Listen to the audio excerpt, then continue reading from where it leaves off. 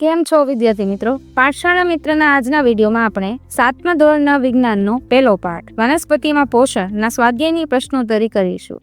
પ્રશ્ન એ, સજીવોને ખોરાક લેવાની જરૂર શા માટે હોય છે? સજીવોને કાર્ય કરવા માટે, જરૂરી શક્તિ મેળવવા, શરીરની વૃદ્ધિ અને વિકાસ કરવા, નવા કોષો બનાવવા માટે તથા શરીરને તંદુરસ્ત અને નિરોગી રાખવા માટે ખોરાકની જરૂર હોય છે. ત્યાર પછી છે પ્રશ્ન નંબર 2, પરોપજીવી અને મૃતોપજીવીનો તફાવત આપો. પરોપજીવી તે પોતાનું પોષણ છે યજમાન વનસ્પતિ પાસેથી લે છે અને મૃતોપજીવી છે એ મૃત અને સડતા પદાર્થોમાંથી પોષણ મેળવે છે. પરોપજીવી યજમાન વનસ્પતિએ બનાવેલા ખોરાકનું શોષણ કરી પોષણ મેળવે છે, જ્યારે મૃતોપજીવી સડતા પદાર્થો પર પાચક રસનો સ્ત્રાવ કરી દ્રાવણ બનાવી તેમાંથી પોષક તત્વો શોષે છે.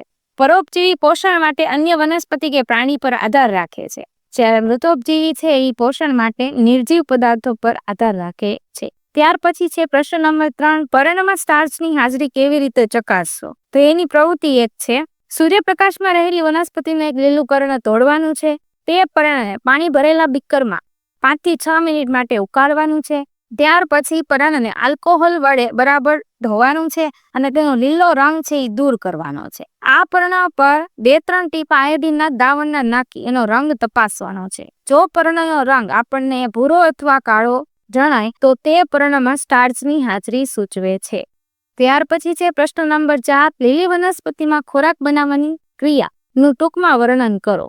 લીલી વનસ્પતિના પર્ણોમાં લીલું રંજક દ્રવ્ય આવેલું હોય છે, જેને હરિત દ્રવ્ય આપણે કહીએ છીએ. તે પર્ણ સૂર્ય ઉર્જાનું શોષણ કરવામાં મદદરૂપ થાય છે. આ ઉર્જા પર્ણમાં કાર્બન ડાયોક્સાઇડ અને પાણીમાંથી ખોરાક બનાવવામાં વપરાય છે. આમ લીલી વનસ્પતિ હરિત દ્રવ્ય અને સૂર્યપ્રકાશની હાજરીમાં કાર્બન ડાયોક્સાઇડ અને પાણીની મદદથી કાર્બોદ સ્વરૂપમાં ખોરાકનું સંશ્લેષણ કરે છે અને ઓક્સિજન વાયુ મુક્ત કરે છે. આ પ્રક્રિયાએ પ્રકાશ સંશ્લેષણ કહીશું. પ્રશ્ન નંબર 5, રેખાચિત્ર દ્વારા દર્શાવો કે વનસ્પતિ ખોરાક માટેનો અદ્વિતીય સ્ત્રોત છે.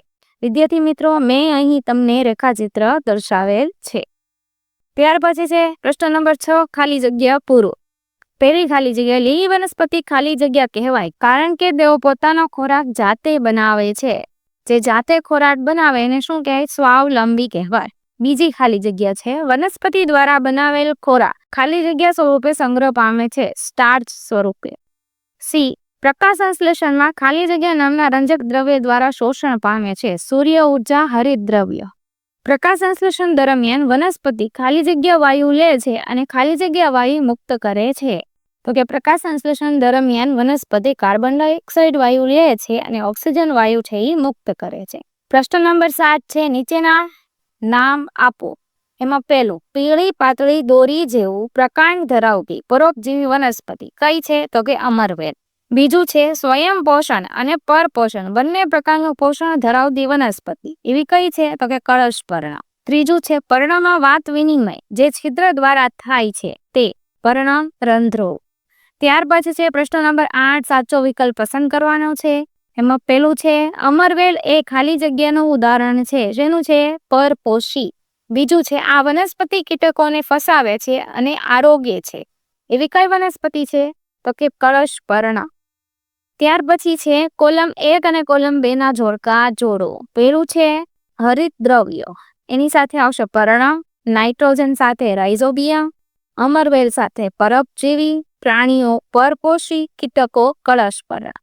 ત્યાર પછી છે પ્રશ્ન નંબર 11, નીચે આપેલા વિકલ્પો માંથી ખરો વિકલ્પ પસંદ કરવાનો છે. પ્રકાશ સંશ્લેષણ માટે વનસ્પતિનો કયો ભાગ વાતાવરણમાંથી કાર્બન ડાયોક્સાઇડ લે છે? એમાં આવશે પર્ણરંધ્ર. વનસ્પતિ વાતાવરણમાંથી કાર્બન ડાયોક્સાઇડ મુખ્યત્વે ખાલી જગ્યા દ્વારા લે છે, તો કે પર્ણ દ્વારા. પ્રશ્ન નંબર 13, ખેડૂતો મોટા ગ્રીન હાઉસમાં ઘણા ફળો અને શાકભાજી શા માટે ઉગાડે છે? તેનાથી ખેડૂતોને શા ફાયદા થાય છે? ગ્રીન હાઉસમાં ફળ અને શાકભાજી ઉગાડવાથી ખેડૂતને થતા ફાયદા નીચે મુજબ છે. ગ્રીન હાઉસમાં ફળો અને શાકભાજીના છોડ ઉગાડવાથી બહારની વધુ ગરમી કે વધુ ઠંડી છોડને રક્ષણ મળે છે. આથી છોડનો યોગ્ય વિકાસ થઈ શકે છે.